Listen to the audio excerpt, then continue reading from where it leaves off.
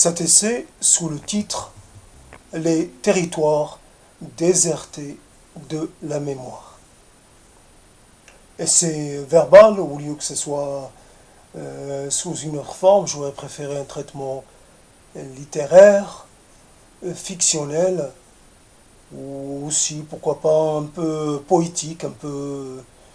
euh, mais en attendant, et à défaut de passer à l'écrit, qui me demande euh, une certaine, une certaine concentration que je n'ai pas et dans l'état actuel de ma vie. Donc je vais à la solution de facilité et donc à cette oralité un peu peut-être peut-être pas le meilleur moyen pour traiter de ce thème, mais je fais avec pour l'instant. Donc, la mémoire, surtout quelque part le lieu de résidence d'un certain nombre d'événements. Dans la mémoire, il y a tout un tas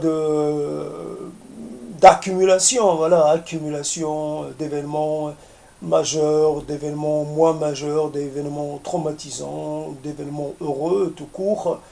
Et c'est cette inaccessibilité de la part heureuse, la part, de la part,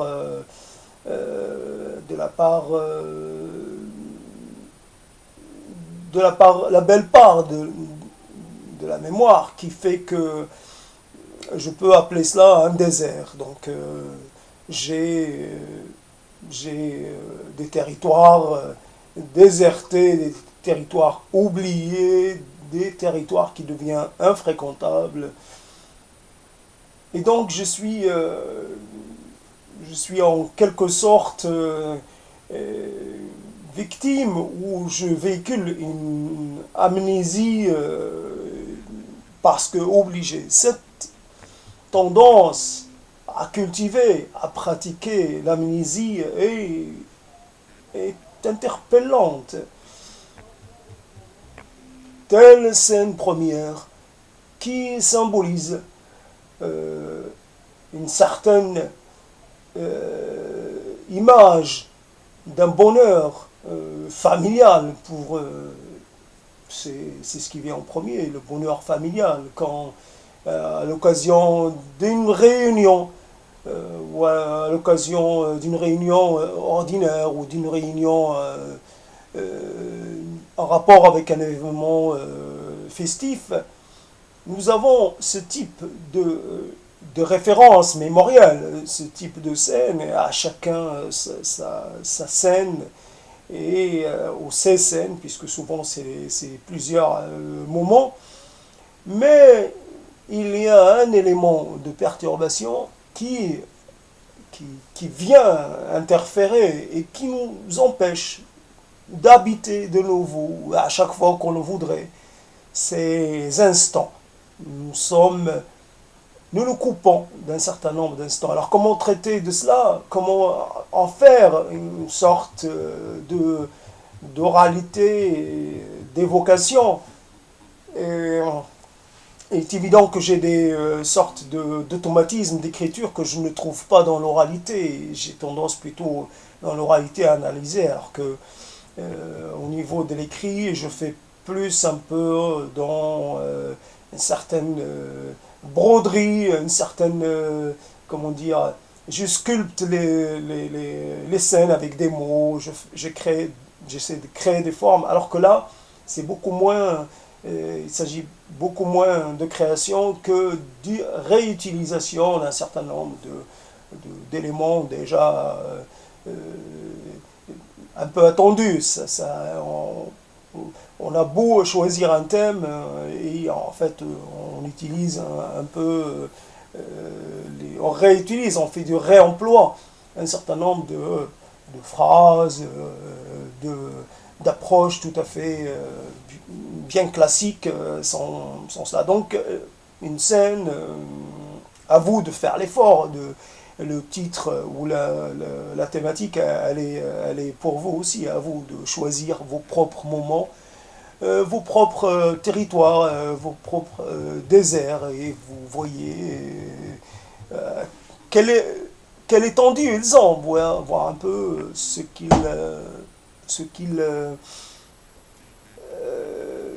comment vous pourriez plus ou moins améliorer les choses, comment vous pourriez de nouveau euh, vous installer dans ce qui vous appartient fondamentalement. Donc il y a la variable changement, ces changements, ces modifications qui viennent en fait apporter des retouches, des fois carrément changer les scènes premières, et ce qu'on faisait par rapport à supprimer des personnages de l'histoire parce que le stalinisme qui supprime Kamenev, qui supprime Trotsky dans les photos officielles, etc. C'est ce qu'on fait.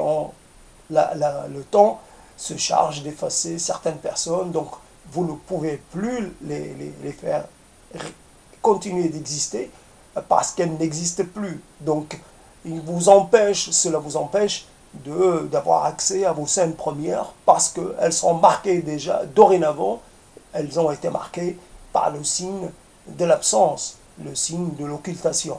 Vous devez, en même temps qu'une personne reste vivante, toujours vivante dans votre mémoire, cette scène qui est en même temps d'une grande vivacité, mais qui est en même temps figée, parce qu'elle ne bouge pas.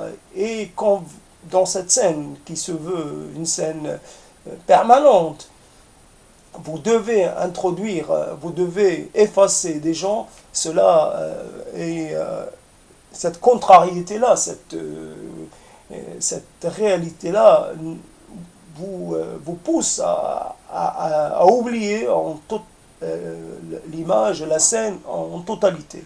C'est c'est votre scène et pourtant elle vous est d'un accès difficile, d'un accès douloureux.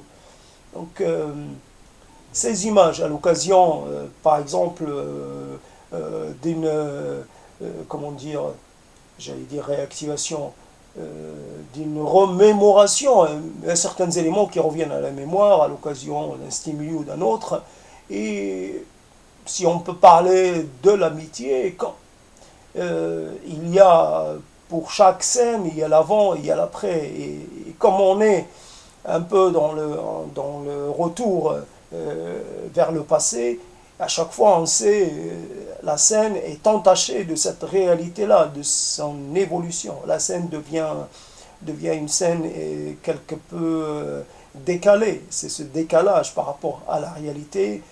Et quand vous avez eu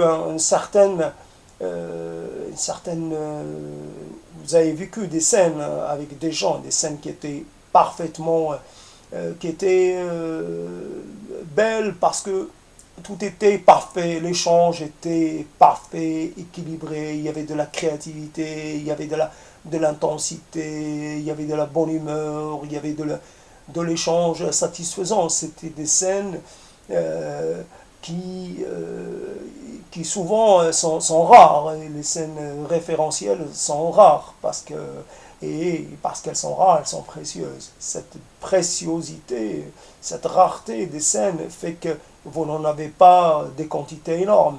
Et si vous devez les rayer de votre mémoire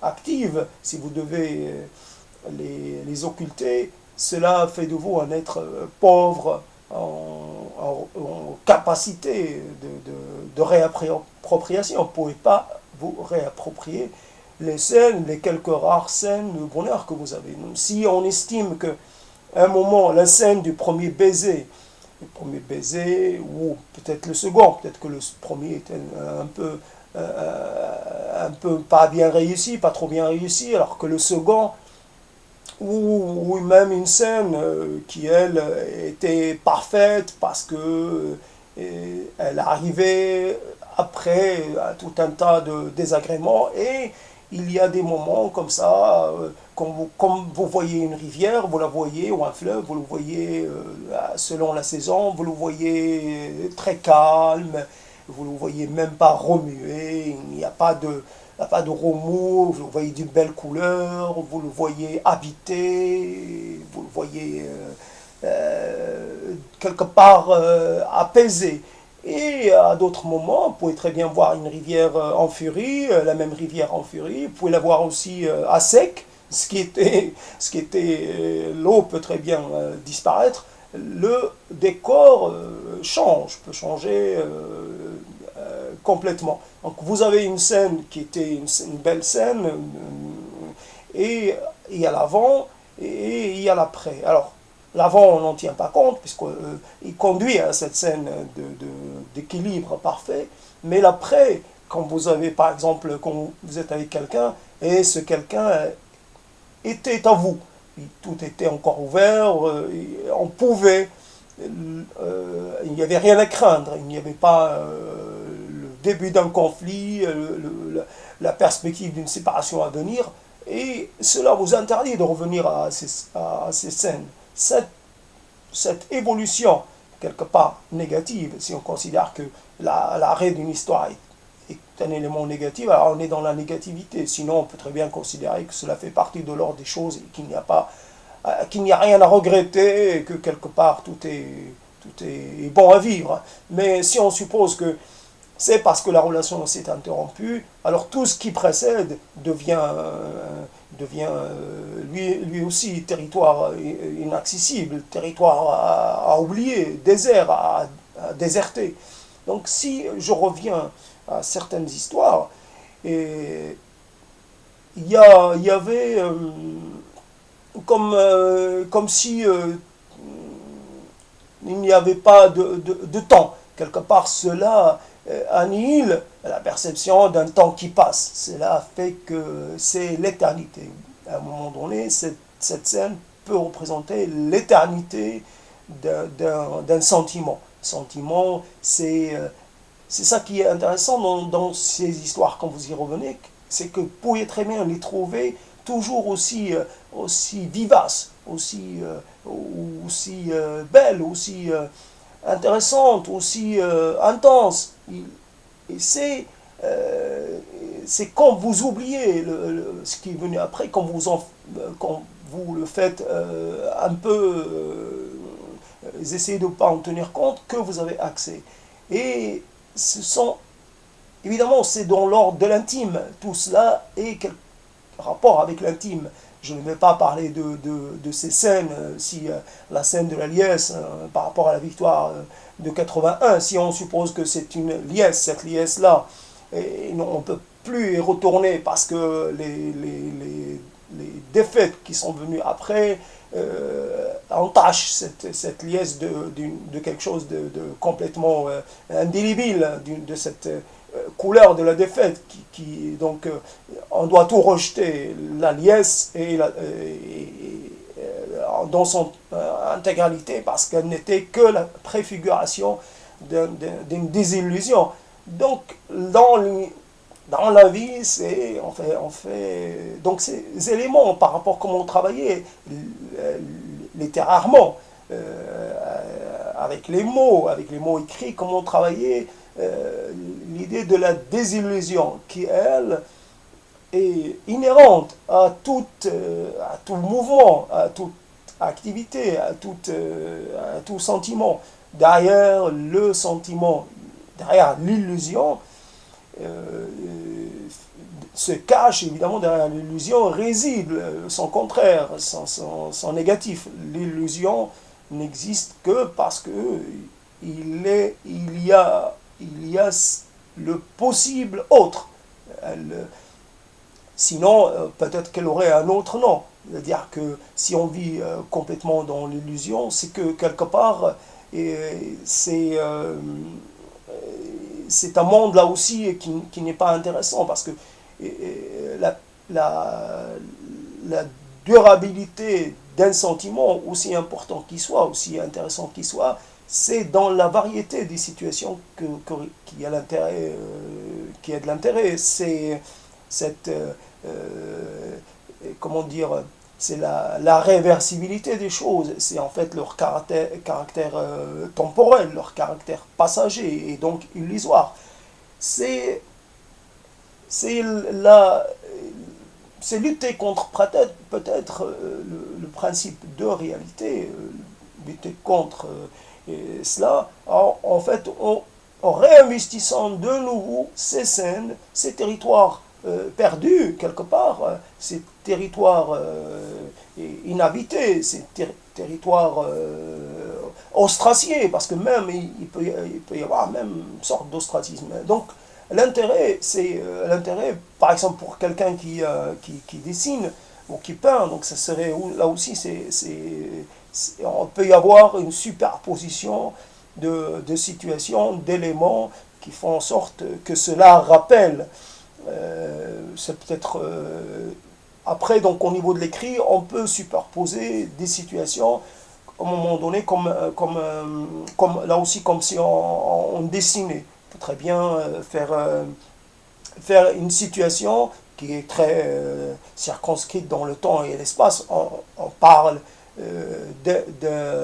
d'une main, d'un toucher, et c'est ce toucher qui est, à un moment, j'ai eu accès à ta main. Et ce toucher, c'est cette accessibilité qui devenue, qui reste, en fait, elle est, elle a disparu. C'est cette réalité disparue qu'il faut ressusciter.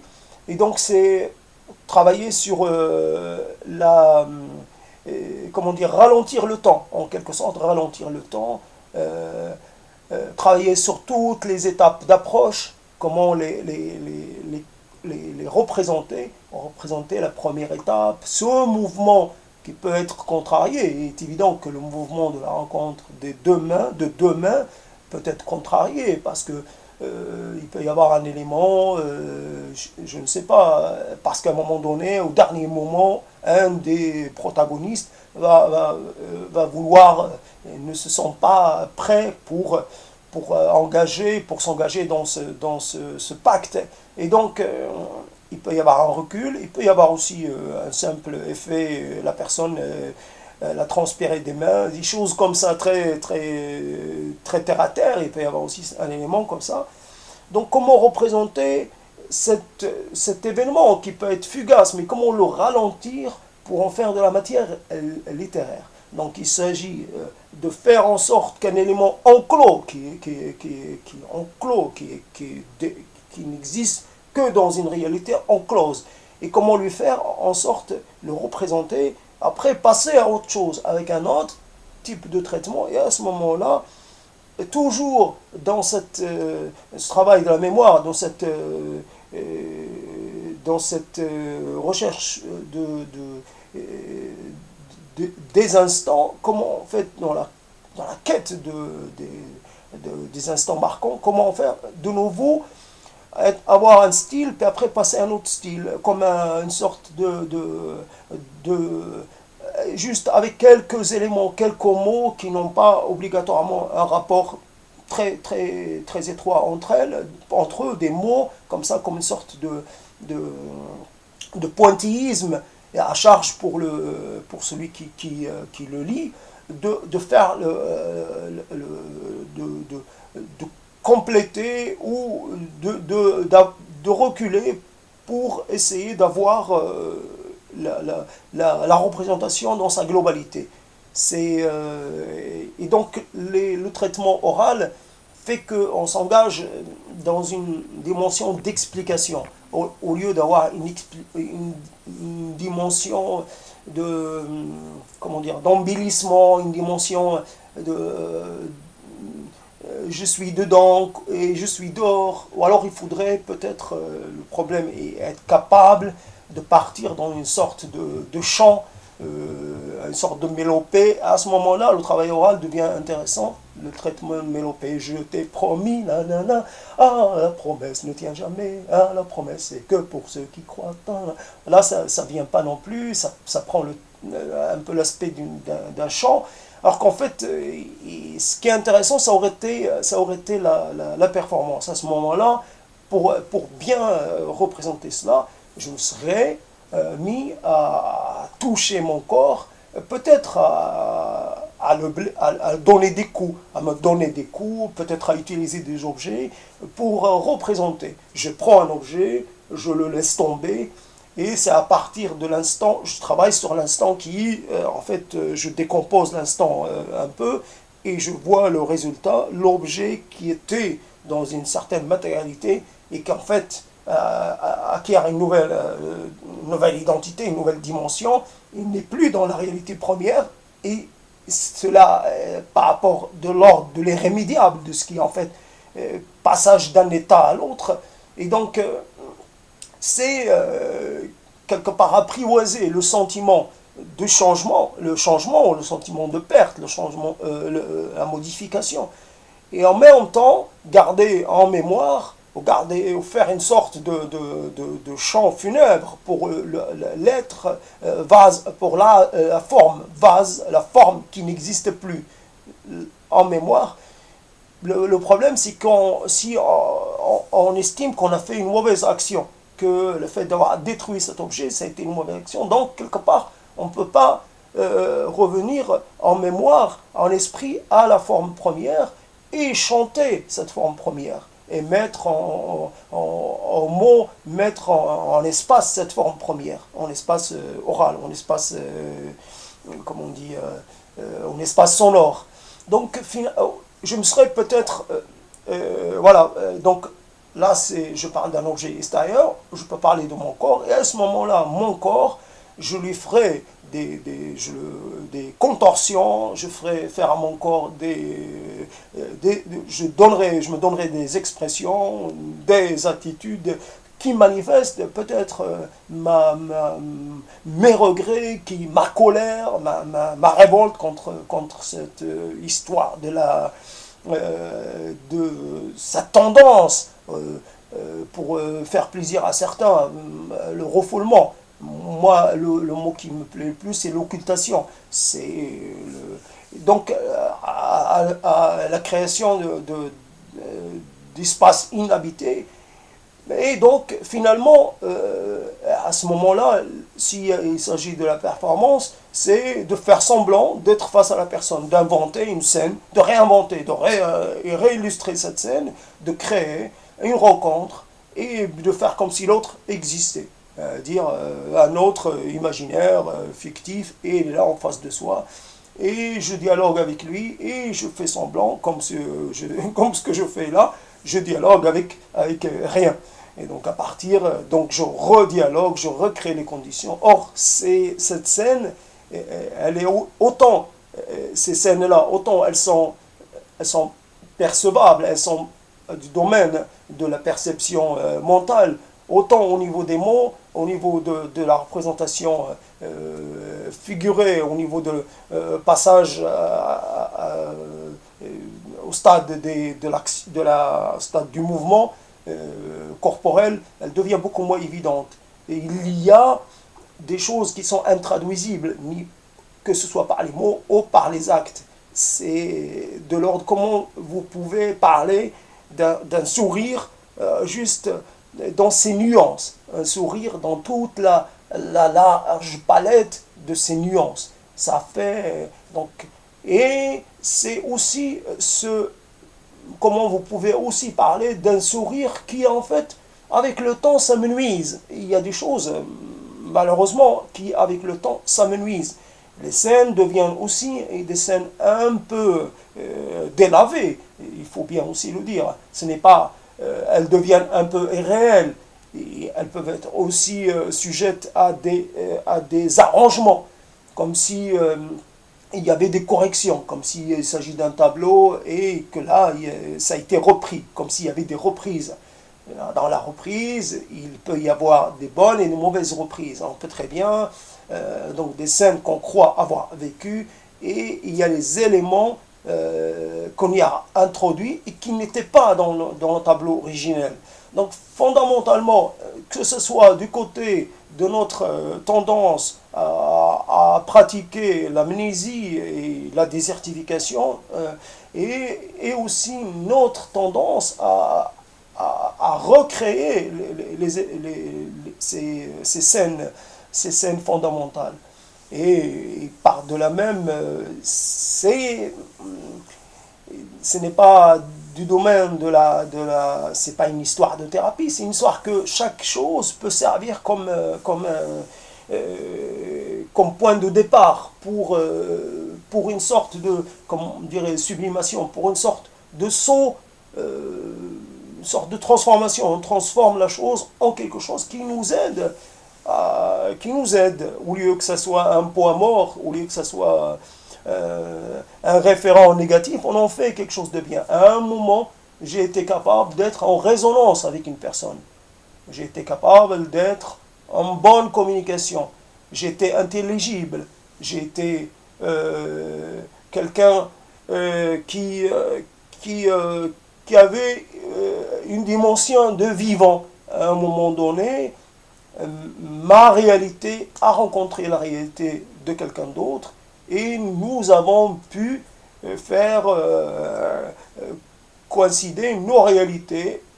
Après, il y a eu divergence, mais disjonction, mais au départ, si j'ai tendance à relativiser, à me sous-estimer ou alors à me déprécier, donc ça me permet de nouveau de réhabiter cette partie de moi, de nouveau de l'investir et surtout d'en retirer, au lieu que ça soit plutôt un élément supplémentaire à ce travail d'anéantissement de la valeur, la valeur qu'on se donne, parce qu'il y a un travail. Et quand vous avez été quitté, quand vous êtes en conflit avec la vie, parce que la vie ne vous a pas gâté, dans le sens où elle fait ce qu'elle sait faire de mieux, c'est-à-dire vous réduire, enlever vos proches, les gens qui comptent pour vous, vos possibilités, vos perspectives. Elle fait que vous réduire à quelque chose de très très petit, et malgré toute votre bonne volonté, vous partez dans un sens, c'est-à-dire je renonce à tout puisque je n'arrive à rien. Mais il y a dans le passé ces histoires, ces scènes qui ne doivent plus être des scènes oubliées et des scènes désertées, mais des scènes vivantes. Personne, quand on voit la scène de l'enfant dans la Madone, on ne pense pas obligatoirement, on voit l'enfant Jésus, et donc on ne pense pas obligatoirement à la personne qui est sur la croix en train de souffrir. On voit un enfant, on sait que il va quand même vivre un certain temps, il va vivre un certain nombre d'années, il va pouvoir faire son travail. Donc quelque part on sait qu'il y a un début et il y a aussi une fin qui, elle est évidemment pas agréable pour la personne. Après, bon, cette scène traumatisante, cette scène de violence a donné naissance à quelque chose. Donc, à partir aussi d'un traumatisme, on peut aussi construire quelque chose qui dépasse largement, qui vaut le coup, parce que la chose peut avoir des incidences, peut apporter une certaine, comment dire, peut donner, peut permettre à des gens de choisir, d'avoir un peu plus d'éventail, un éventail de choix plus ouvert. Je ne voudrais pas parler de toute la persécution des chrétiens. Je ne sais pas si ça valait le coup, vu les siècles de persécution. Alors à ce moment-là, tous ces gens morts de façon bien plus horrible ou tout aussi horrible, des fois bien plus horrible que celle de Christ. Donc quelque part, il est à interroger, parce qu'on voit que les siècles de la victoire, de l'installation du christianisme, et les siècles de persécution, on n'y pense pas. Donc il y a peut-être derrière le traumatisme, il y a peut-être encore un traumatisme, des fois encore plus grand. Mais passons pour l'instant, revenons au thème de la réappropriation nécessaire Et malheureusement, je disais des scènes rares, ce sont des scènes rares. À un moment, je t'ai rencontré, à un moment, mes mots étaient audibles, à un moment, j'étais charmé, à un moment, je t'ai plu, et à un moment, j'étais heureux, parce que ce moment-là était un moment de grand partage, parce que ce moment-là était d'une joie tout à fait innocente. Il n'y avait pas, il y avait que la joie, il n'y avait rien d'autre. Un moment où on était tous ensemble et on pensait à rien, et on pensait à rien. Et on peut très bien imaginer que aussi d'autres gens ont la chance d'avoir dans leur capital référentiel ce type d'image. Et c'est ça aussi qu'on peut partager avec les autres. Que la vie, malgré les contrariétés, malgré les drames, elle a aussi des moments où elle permet aussi de vivre certains de ces moments, et ce serait peut-être quelque chose de encore plus douloureux que d'enterrer ces scènes, que de les enlever de son capital mémoriel. Donc plus de territoire déserté de notre mémoire, plus de comment dire, plus de honte, plus d'hésitation à revenir vers nos territoires qui peuvent être, comment dire, qui peuvent être les lieux de notre renaissance, pourquoi pas. Si quelque chose d'intéressant, je ne voulais pas dire heureux, si quelque chose qui fait du bien a eu lieu, on peut très bien, si on a été capable d'arriver à passer par ce stade-là, on peut très bien le revivre. Et souvent, c'est être bien avec soi, avec les autres, pardon. C'est un travail qui aussi qui demande un certain nombre, une part de volontarisme. Quelque part, il faut être volontaire pour pouvoir de nouveau se donner la capacité de vivre bien en communion. C'est peut-être un terme qui n'a pas, qui est un peu connoté, mais vivre en communion, en grande proximité, en partage avec des gens. Il y a peut-être à quitter le domaine de l'absence. Il y a plutôt le domaine de la plutôt commencer à exister dans sa propre histoire, et pourquoi pas construire de nouvelles pages d'histoire en cheminant avec les autres et en se donnant les moyens et les occasions de produire des scènes de bonheur. Voilà. Un peu, traitement un peu léger de ce thème éminemment intéressant, mais on ne peut pas réussir tout le temps à avoir l'approche, avec majuscule, l'approche qu'il faut. On essaie. Après, c'est comme je l'ai appelé au début, c'est un essai. Et un essai, ça reste de la matière qu'il faut retravailler, qu'il faut reprendre. L'intéressant, c'est que cela existe.